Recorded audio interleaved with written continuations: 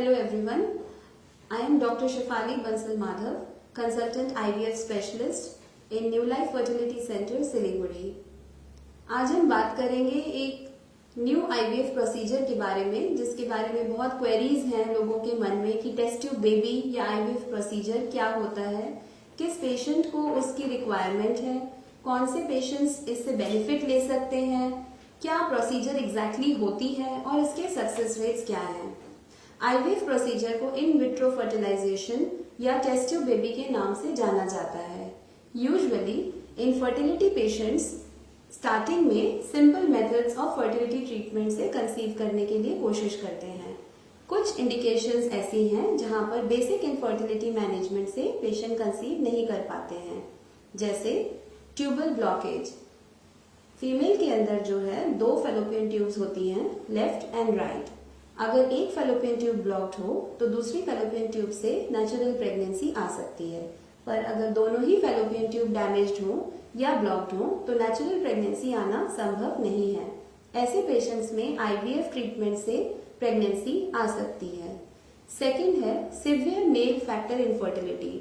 Normal sperm count जो है 15 million per ml माना जाता है according to WHO criteria. If the count is very severe low, that is, if it is less than 10 million motile, तो natural pregnancy आने के chances बहुत कम हो जाते हैं।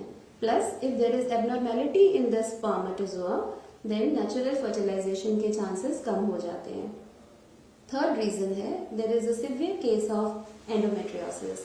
Endometriosis एक ऐसी प्रॉब्लम है जो ओवेरियन एग्स को डैमेज करती है, ट्यूब्स को ब्लॉक करती है। Generally mild stage of endometriosis में नेचुरल प्रेगनेंसी आ सकती है। सीवियर केसेस ऑफ एंडोमेट्रियोसिस में यूजुअली IVF की जरूरत पड़ती है।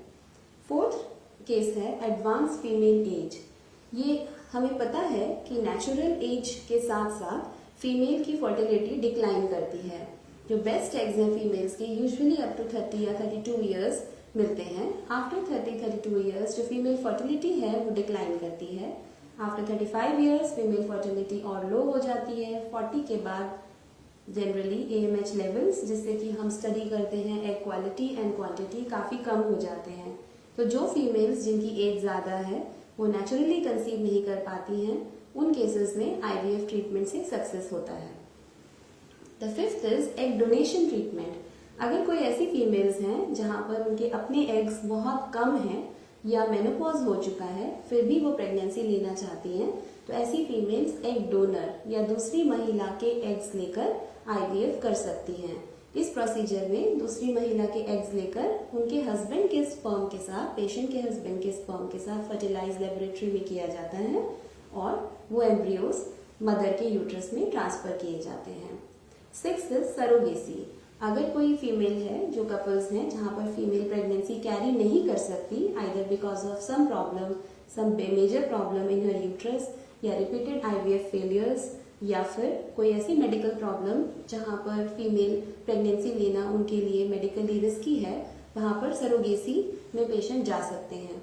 उसमें IVF के जो एम्ब्रियोज हैं, हस्बैंड और वाइफ के स्पर्म और एग से एम्ब्रियोज क्रिएट किए जाते हैं लेबोरेटरी में और इन एम्ब्रियोज को सरोगेट मदर के यूट्रस में ट्रांसफर किया जाता है। तो क्या है IVF प्रोसीजर, इसमें एग्जैक्टली क्या होता है? नॉर्मल प्रेगनेंसी आने के लिए जो फीमेल है उनकी बॉडी में एक अंडा हर महीने प्रोड्यूस होता है और स्पर्म जाने पर वो फर्टिलाइज होकर यूट्रस में बैठ जाता है। इन रीजन्स में जहाँ पर नेचुरल प्रेगनेंसी नहीं आ सकती वहाँ पर इस एग्स को इंजेक्शन के माध्यम से रेडी किया जाता है, बॉडी से बाहर निकाला जाता है। बाहर निकालने की प्रोसीजर जो है वो माइनर प्रोसीजर है, जो वेजाइनली ओवम पिकअप प्रोसीजर के थ्रू एग्स को बाहर निकाला जाता है और इन एग्स को लेबोरेटरी में हस्बैंड के स्पर्म से फर्टिलाइज किया जाता है और 3 to 5 डेज में ये एम्ब्रियोज तैयार हो जाते हैं और इन एम्ब्रियोज में से बेटर एम्ब्रियोज को सेलेक्ट करके मदर के यूट्रस में ही इम्प्लांट किया जाता है। जो प्रेगनेंसी है वो 9 मंथ्स तक मदर के यूट्रस में ही रहती है और नॉर्मल पेशेंट की तरह ही उनका antenatal checkup, that is during 9 months pregnancy checkup किया जाता है और at the end of 9 months normal delivery या सिजेरियन जो भी एडिक्वेट लगता है वो किया जाता है। तो ये है IVF का प्रोसीजर। इसमें बहुत सारे मिथ्स हैं, बहुत सारे गलत भावनाएं हैं जिनको क्लियर करने के लिए हमने ये वीडियो किया है। Thank you.